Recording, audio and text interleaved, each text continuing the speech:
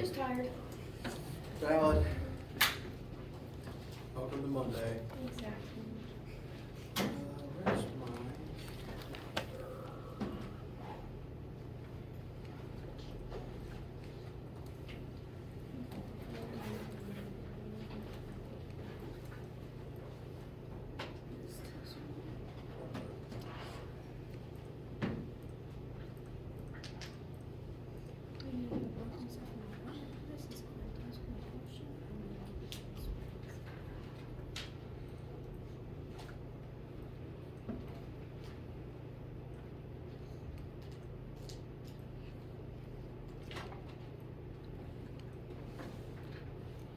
All right.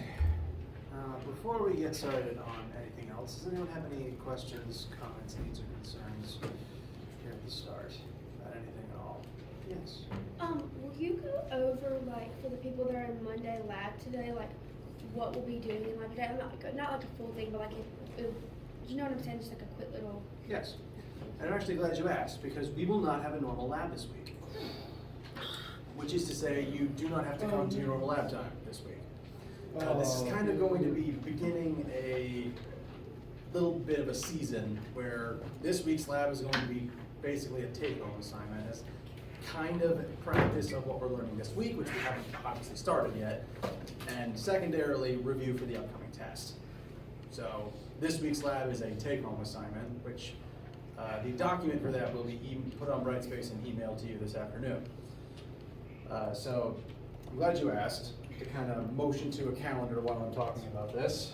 This week is the 20th through the 24th, and during this week, again, we will not have a normal standard lab because the next lab in the rotation is about rotation, namely how rotation applies back to linear motion, which we're only just beginning today. And rotation's really weird, I'll admit, because most people don't tend to think in terms of how we are going to describe rotational motion, which is why we're going to spend all week on it. Now, since the next lab is rotation, and since I don't really want to give you a full big assignment starting today, it's unfair to the Monday crowd. Instead, this week's lab will be a take-home assignment, the idea being over the next week and a half. You can work on it on your own pace with people if you want to. You can come to the lab room if you want to talk to me about it, but attendance is not required. It's just a miscellaneous take-home assignment that you can do that will count for a lab grade, and you don't have to come to lab time to do it. You can still work with people, and you can still come to lab time if you want to talk to me about it, but partially so that it can double as independent test review, partially because we haven't fully covered the rotation stuff yet. No, not a normal, typical sort of lab today, or this week. Now, along those lines, we also won't have a normal lab the next 2 weeks, because this week, we're doing chapter 4, learning rotation, and that's going to be the last new chapter before test 1. Next week, 27th through the 3rd, we will be entering test 1 season. Those first couple of days will be dedicated to closing out chapter 4 and doing test review.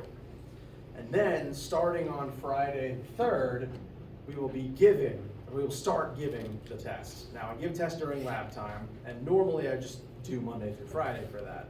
However, I want test 1 as a grade factored into your midterm score. And midterms have to go out and be submitted Friday morning, Friday the 10th morning. Meaning that if someone was to take it Friday the 10th afternoon, it wouldn't be in their grade. So I'm kind of offsetting it a little bit. The Friday crowd will take it this day, Friday the 3rd, meaning there's no normal lab the rest of that week either. And then the Monday and Wednesday crowd will take it the 6th and the 8th, and then the Friday crowd will just have Friday the 10th off. Does that make sense? So, for these 2 weeks combined, there's no normal lab. On either the 3rd, the 6th, or the 8th, you would come to lab time to take the test instead of a lab. And then the 27th, the 1st, and the 10th, there's just nothing. How's that sound? Oh, yes. So let's say if we have a lab on Monday, should we come to class on Monday anyways or no? Yeah. If we have a test in the afternoon. Hold on. So, you talking about this Monday? No, I'm saying the Monday of the test, the 6th. Oh, yes. Mainly because, one, it's a chance to ask review questions. Because whenever I'm giving a test during lab, my priority is to make sure that student questions get addressed during lecture, so that you can be prepared for it before you maybe take it that afternoon. Now, second to that, I will be teaching during those class days, namely to make sure that we get through all the material by the end of the semester. I want to start talking about Chapter 5 during that test week, so that we've already begun it, it takes less time after spring break. It's not ideal to be learning about something that's not on the test you might take later that day, but again, my main focus for those lecture sessions on test days is to make sure that review questions get answered. Which means, if you don't want to learn about Chapter 5 yet, bring review questions. Because if you ask a bunch of those, that's going to be my priority. Did I answer the question? Okay. So, to kind of briefly review then, no normal lab this week. You don't have to come to the assigned time, but there will be a take-home assignment that you can do with your teammates, and I'll be in the lab room if someone shows up to talk about it and work on it. Next week, no normal lab again. The 27th and the 1st have no lab day, and we'll spend lecture those days reviewing for the test, going over questions, looking over the study materials that I'm putting on Brightspace. And then the test season begins Friday the 3rd, where the Friday crowd will take it during that day, and then the Monday and Wednesday crowds will take it Monday the 6th and Wednesday the 8th. Lecture for these 3 days will again be spent answering questions from your review materials and beginning Chapter 5. Whenever we talk about Chapter 5 in those days, though, I will always make sure to preface with, this is not on the test you might take this afternoon. Because I want to make sure that's clear in your brains. But the sooner we start it, the easier it'll be to get back into it after spring break. Lastly, the last group of people will take it Wednesday afternoon, then Friday morning, midterm scores will go out, and we'll spend that lecture day giving the test back. You can keep your work, and I'll go over my answer key with everybody. And then spring break. That's the 13th to the 17th. We'll come back on the 20th to the 24th to continue from where we leave off on Chapter 5. How does this schedule for the next month actually sound? Pretty good. All right. And did I address all the individual concerns of individual people who already asked questions? All right. Yes, again. So you will post the take-home lab on Brightspace this afternoon? Yes, I'm also going to send out an email, because if someone's not in class today and they don't hear this, then they may show up at 1:30 anyway. Yeah. So I'll be emailing that out once I get a spare minute today. Yes. Will we be able to take the test with like any lab period that we want? Or would you prefer us to stay in our? You can attend any one of them. Now, keep in mind, it's going to be, it's offset slightly, so it's not one solid week. It's Friday the 3rd, Monday the 6th, and Wednesday the 8th. It's the same test all 3 days. So you can show up to any of the lab times to take it. Like if you're in the normally on Friday, but I don't know, you're doing sports or you're out sick, you can definitely attend one of the other times. You don't even necessarily need to have an excuse. You can just come to any of the 3 days if you want to. It's the same as my exam policy. But one, I would like to know about it just so that I can keep my head counts in mind. Nope, that was the only thing actually. You can attend any day, but if you don't attend your normal one, just send me an email.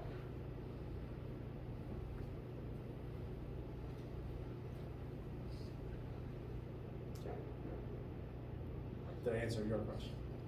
Okay. Anything else for right now? Feeling comfortable, I hope?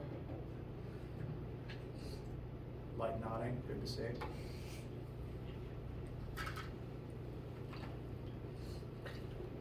All right. Now, thank you for asking, because I did want to make sure to cover all that today. My main focus for today is to begin Chapter 4. Like I said, we're going to be studying rotation this week. Rotation's kind of weird, so I want to make sure to spend enough time on it to get you guys to make it make sense for you guys. But before that, any other questions say for example about the chapter 3 homework.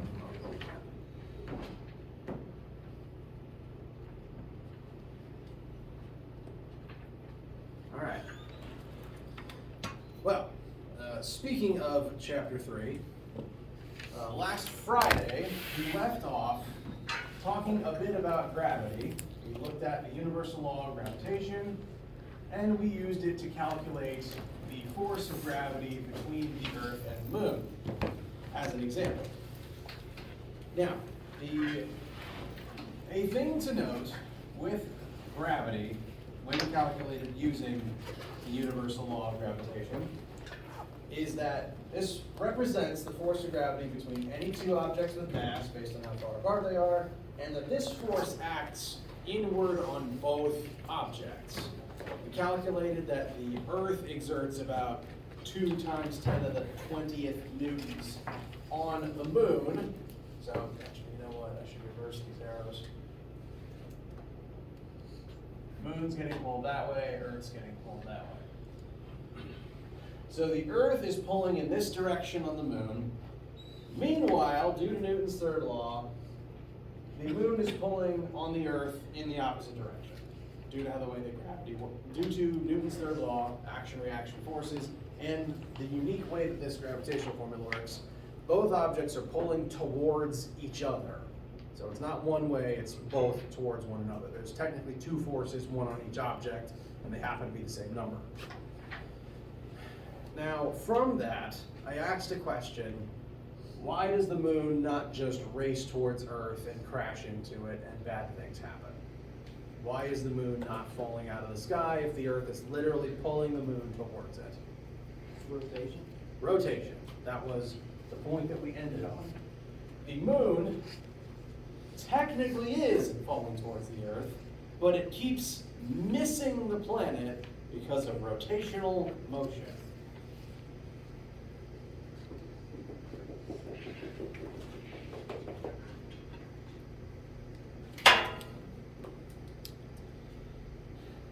Now, as I said, rotation is an interesting field of study. It's a type of motion that you observe on a daily basis.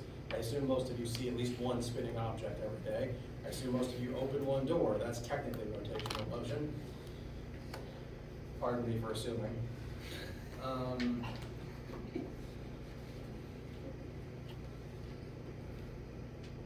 And what happens here, as we're going to study this week, the Earth is pulling the Moon towards it. So the Moon is being pulled towards the planet. But that's not the only thing that's happening. Kind of like how when you throw an object horizontally, it moves in the X and Y axes at the same time. The Moon is not only falling down, it also has momentum telling it to go sideways simultaneously. So it's not just that the Moon is affixed in place and is going to begin accelerating. The Moon is shooting this way and is falling at the same time. And that combination of things creates rotational motion, because it wants to go that way and it's being pulled this way. So it kind of does both at once and ends up here instead. And then that just, the directions keep changing as it continues all the way around. So the Moon is falling, it just keeps missing the planet. And I promise that will make more sense as we begin talking about rotation and the math behind it. So, chapter 4.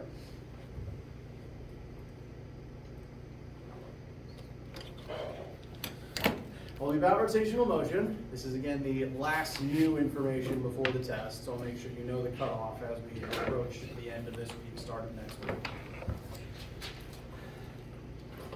And up until now, all of the motion that we've described has been linear in nature, meaning of or in a straight line.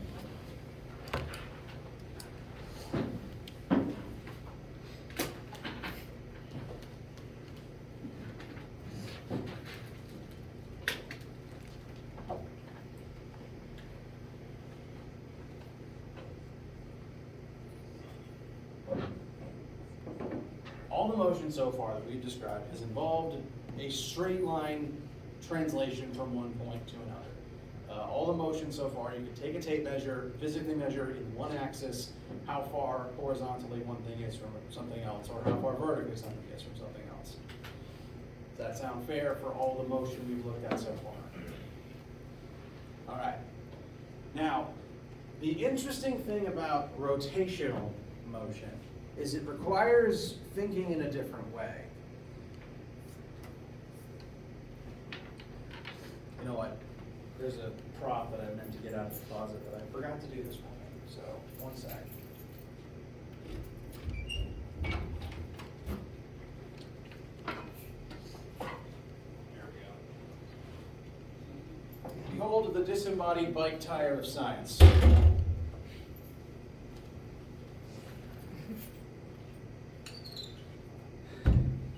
Now, I can take this wheel and I can make it move linearly.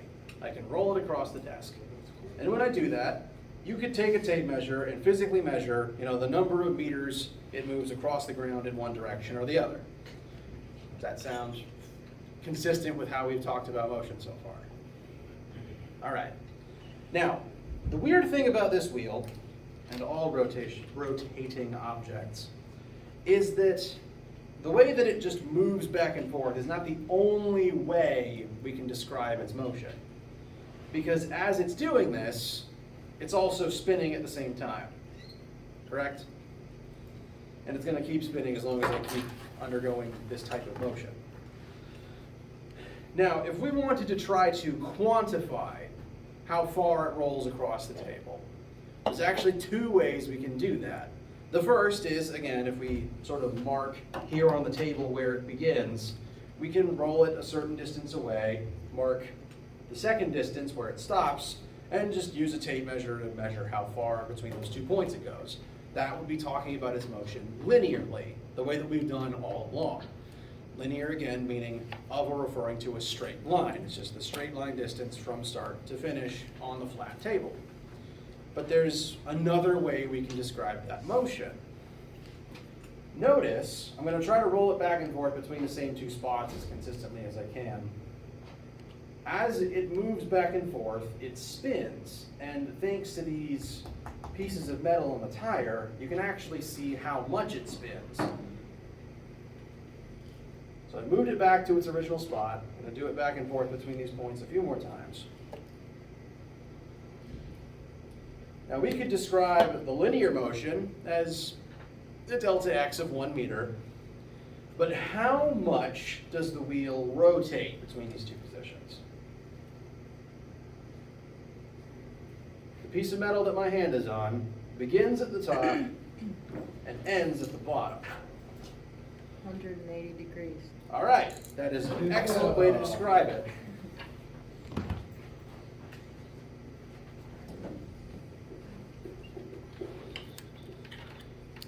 "180 degrees. You may or may not remember, and may or may not loathe, the notion of something from math class called the unit circle. Yeah, I know.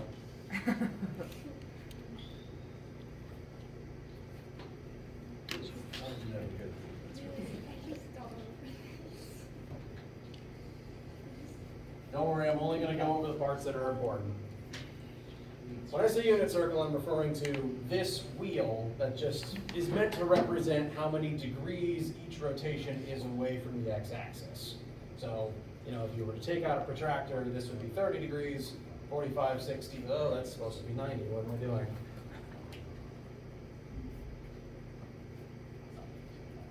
"90 degrees would be a right angle from the x-axis, and a full half rotation would be 180 degrees. 360 degrees would form a whole circle. So one full rotation is 360 degrees. If, in this motion I'm undergoing, this wheel makes a half rotation, 180 degrees is a perfect way of describing it, as shown on the unit circle. If you start on positive x and rotate all the way around to negative x, turn around, then that would be 180 degrees. And that is one way that we describe rotational motion. Rather than how far something travels in a straight line, we talk about how much it's spun instead. And there's a couple of different ways that you can write down this same basic principle. 180 degrees means half of a rotation. If 360 degrees is a full rotation, I'll fill in a few more spaces on the circle here. But there's a couple other ways we can describe it. Kind of like how for linear displacement you could use meters or feet or miles. There's other units for rotation as well. For one, you can use number of rotations as a unit, as it turns out. And in fact, most cars that you own, drive, or ride in do this as well because they have a rotations per minute meter, or RPM gauge. And that tells you how many rotations it undergoes in 1 minute. The wheels go, engine cylinders go, in 1 minute time. So those are two different units for rotation. And they're two pretty good ones. A lot of people are used to degrees. Rotations are pretty straightforward. Rotations could also have a synonym in revolutions. So some people call it a revolutions per minute meter in your car. That's also fine. But there's a third unit, and it's going to be, that third one is going to be the unit we use most in this class. Well, I guess fourth unit if I count these two as separate. Bless you. And that is radians. Has anyone in this room not used radians as a unit before, between some math or geometry class you've had in the past?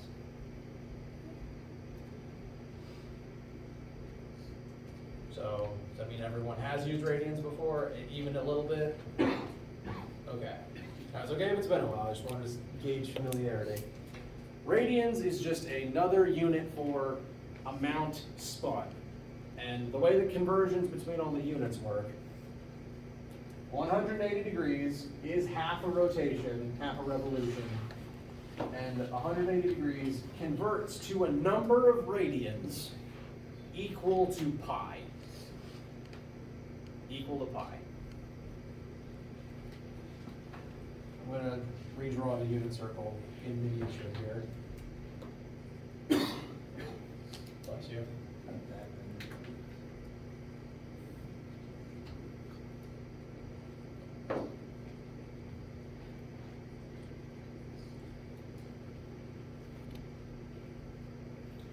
Radians is, again, it's like, the difference between radians and degrees is like the difference between feet and meters, I promise. It's just a conversion between two different things that measure the same thing. And whereas degrees go from 0 to 360, radians go from 0 to a value equal to 2 times pi, 2 times 3.14. Now, some of you groaned when I brought this up, and I assume a similar amount of you may be internally groaning at having to dig radians out of the cobwebs of your brain. I don't fault you for that. But the reason I'm going over it here is because radians is technically the best metric unit for measuring rotation. The reason being, it ties in best with how the physics formulas for translating rotation to linear motion work. The reason that one full rotation is 2 pi radians is because the formula for circumference of a circle is equal to 2 times pi times the radius of that circle.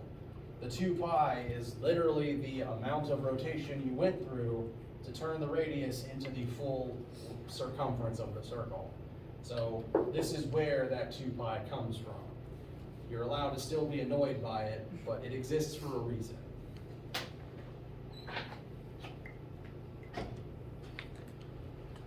And as this week goes on, and as we start talking about rotation and rotational motion, we're going to be describing motion, not just in terms of how far back and forth does the object move linearly, but also how much does it spin as it does that. And it's important to be able to talk about rotational motion, one, because linear and rotational motion can happen at the same time, in the case of a rolling wheel, the object is moving both rotationally and linearly at the same time. So understanding one helps understand the other in that case. But understanding rotation is also important because it's entirely possible for objects to rotate without moving linearly at the same time. Is this wheel currently moving linearly? No, if we were to try to measure delta x right now, its center of mass, the handle, is stopping and starting in the same place. Right now delta x is 0, but its rotation is still ongoing. It's moving, just not linearly. So again, it's important for physicists to be able to describe rotational motion because while linear and rotational can coexist, sometimes you have one without the other. So you have to be able to understand them both separately and also understand how they work together for a rolling wheel, for example. How do you feel so far? Okay. So, I've been comparing linear motion, delta x, to angular motion, delta theta. Now, depending on your math and geometry classes, you've probably used theta as a variable in your triangles. Say, for example, you have a right triangle and you're told this angle is theta degrees, for example. That's just a common symbol used in math disciplines for denoting angles. And in physics, we're doing that too. This theta represents how far the hypotenuse has rotated away from the horizontal axis. And you could actually rotate well beyond a right triangle, frankly. So that theta is going to represent the amount rotated as opposed to delta x, which just represents distance in a straight line. So when we're talking about rotational motion, this will be the variable for how far something rotated as opposed to how far it moved linearly. And the units for that are radians instead of meters, because it's how much did it spin versus how far did it go. This is going to kind of start a list where we compare various linear concepts we've already talked about back to their rotational counterparts. And so I'm going to have this list ongoing on the board here. I'm going to keep it up all week or redraw it as I need to demonstrate how these various rotational motion concepts relate back to things we've already talked about. Because as it turns out, all of the ways that we describe angular motion, rotational motion, are rooted in how we understand linear motion. That'll make sense in a second, I promise. But I'm just going to keep this chart going to compare the linear stuff to the rotational stuff. Bless me.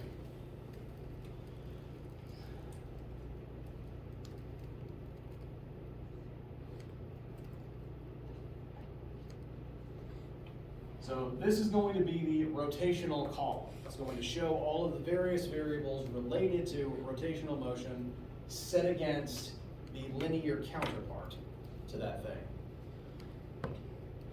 One extra thing I want to address before I move on to some more information to the next thing. I said the word angular a few times there. Angular is a physics synonym for rotational.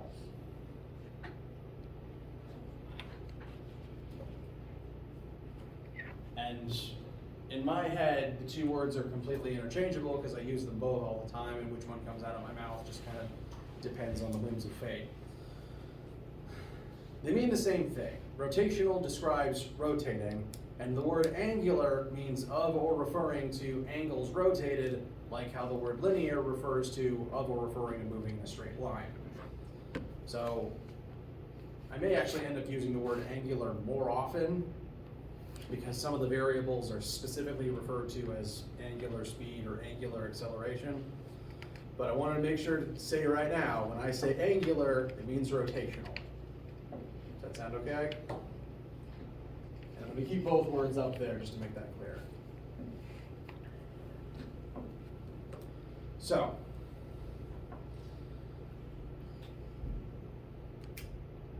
do you remember the first 3 variables we covered that in this class that we used to describe linear motion?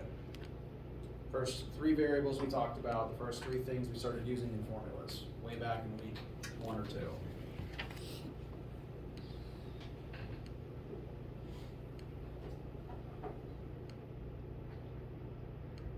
Velocity. Very good. Nice. First was displacement. Next was velocity, which is how fast you're displacing, how quickly you get from one location to the other.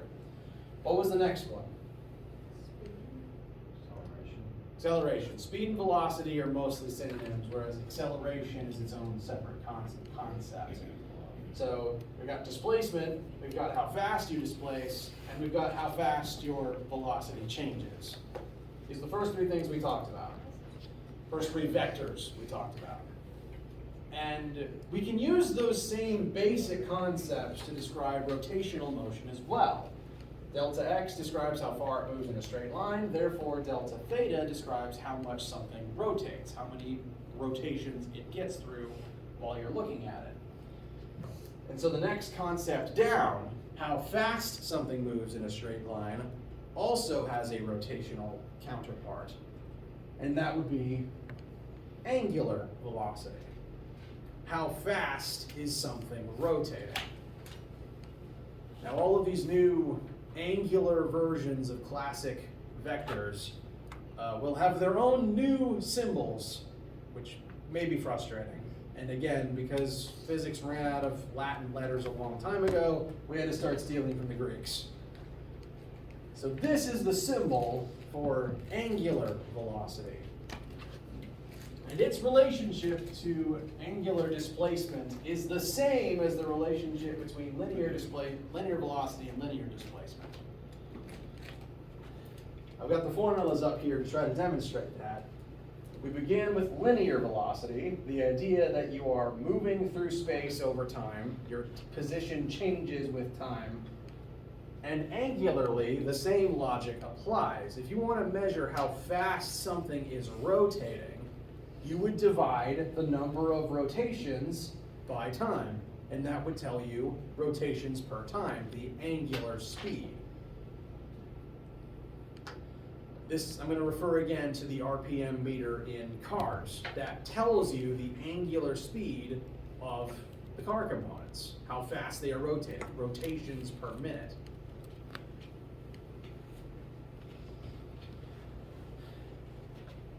Now the symbol for angular velocity is this Snidely Whiplash mustache looking thing. This is actually lowercase omega. Uppercase omega is the horseshoe, lowercase omega is a villain mustache, or a funky W.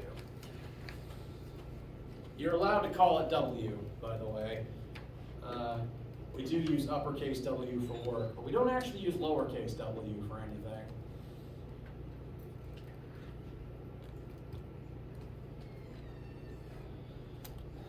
And since we're going to use radians for angular displacement, the units for angular velocity is going to be radians per second. It's a measure of how many radians does it move through in 1 second time, as compared to how many meters do you move through in 1 second time. Again, all the logic between these things still applies. I want to make that clear. The logic from before is still intact. It's just new symbols and replacing the word meters with the word radians. Feel okay so far? All right. Now, as with the connection between displacement and velocity, the same connection between acceleration and velocity is intact in the angular realm as well. So the next angular variable is angular acceleration. Because linear acceleration is the change of your linear velocity. Are you speeding up or are you slowing down? And you can describe that angularly as well. If something is spinning at a certain speed and then spins faster and faster, it is accelerating because its speed increases. It's just accelerating angularly instead of linearly. So if that is our starting linear speed, and then I do this, it underwent an angular acceleration. And it then undergoes a different angular acceleration when I slow it down. So just like the relationship between V and A, there's the same relationship between omega and alpha. This is technically lowercase Greek alpha, and I can understand that typed out in computer font like this, there's virtually no difference between this symbol and the lowercase a over there, especially in italics. When I write it by hand, I do tend to overemphasize the difference between them. It's kind of like the difference between P and rho that we talked about when looking at momentum last week. A is, the lowercase a we're used to, and I tend to write it like this by hand. I tend to write lowercase alpha like this, kind of elongating it and overemphasizing this extra tail.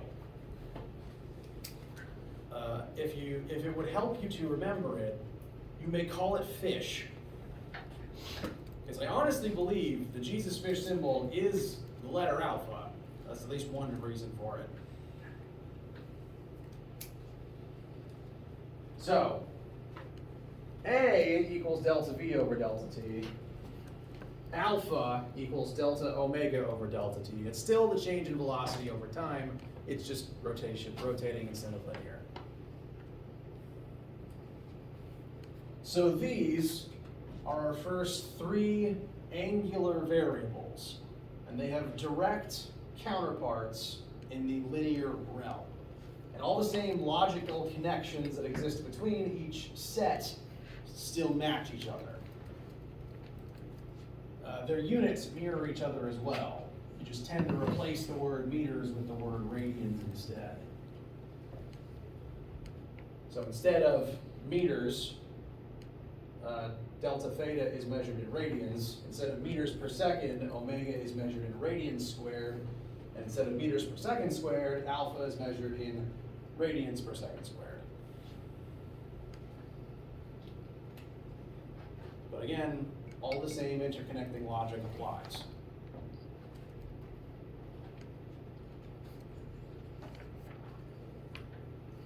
How do you guys feel so far?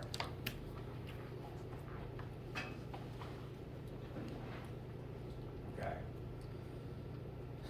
Now there's one more thing I want to show you before we approach the end of class. I just now mentioned that all the same inter-concept logic still exists. And that actually means all your old linear formulas still work for the angular stuff. You may have noticed, depending on how much you've looked around the formula sheet, that there's a bunch of formulas that look a lot like the first batch. They just replace all of the Latin linear letters for all of the new angular Greek ones. But they're all still structured exactly the same. Everything is still in the same place, everything's still squared where it's squared and not where it's not. So this list of formulas, located, I don't have a copy of this class's formula sheet in front of me, but it's still on the first page. I would assume lower right. These are an exact copy-paste of the original linear ones, the definition of delta x, and then the first four formulas we covered, just swapping out the linear stuff for the angular stuff. Because again, they all still relate to each other in the same way. So I almost wouldn't even consider these new formulas, except it's still useful to see them written down separately. And in fact, in some of the other formula sheets this department uses, those two lists are like set directly opposite each other to emphasize how similar they are. You're welcome to one of those upper level copies too if you want one. The main thing that I want you to add so like again, I wouldn't consider these to be all new formulas, but these I would. This list of 3 formulas exists to turn linear variables into angular ones and vice versa. In the case where you say have a wheel that is rolling forwards and moving both linearly and angularly at the same time. Because in that case, how far it moves forward is directly tied to how many times it spins. If I want it to roll 1 meter back and forth, it always has to go through the same half rotation. So the two are directly tied to one another. That means that 1/2 rotation is tied to that same 1 meter distance forward. And that means that there's a formula that lets you convert between the two to describe that motion from one to the other. And this list of 3 things in the middle is a set of conversion formulas that lets you take the linear versions and turn them into the angular ones. The conversion factor that you would need is the radius of the spinning object, because the size of the wheel affects how many times it has to spin in order to roll a certain distance forward. Smaller wheels have to roll many, many more times to go the same distance as a bigger wheel. Does that seem consistent with what you've noticed before? Like the wheels on a tiny baby remote car have to spin several times for it to go anywhere, whereas the wheels on a monster truck hardly spin at all, and suddenly it's across the arena.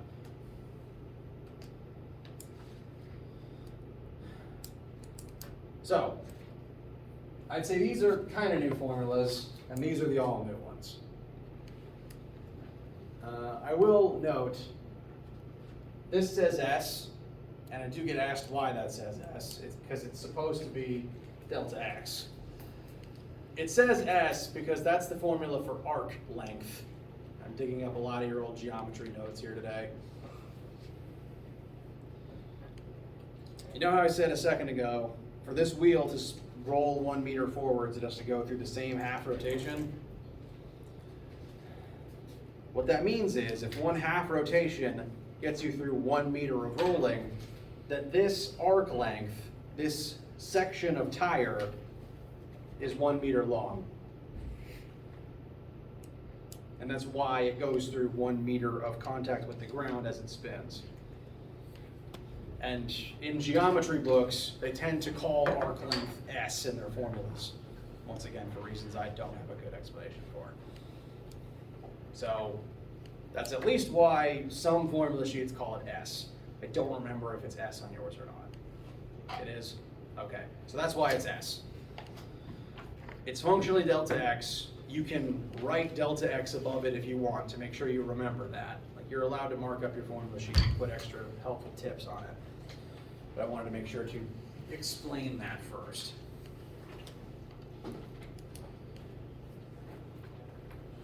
Questions about anything at all for right now? Okay.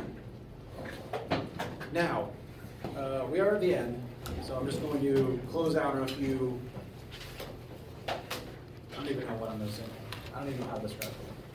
It's Monday and I can't talk. So, next time we'll start doing some examples with these many formulas, namely record players spinning and talking about the relationship between the linear and the angular motion of the disc. Additionally, again, no normal lab this week. Look for an email that both has the document and, again, all the description of what you should do with it. It's not due this week because we're still learning the rotational stuff that it will be partially about. So it's something to work on over the next 2 weeks. Again, the rules will be sent in the email today. I think that's everything. All good? All right. Have an excellent day.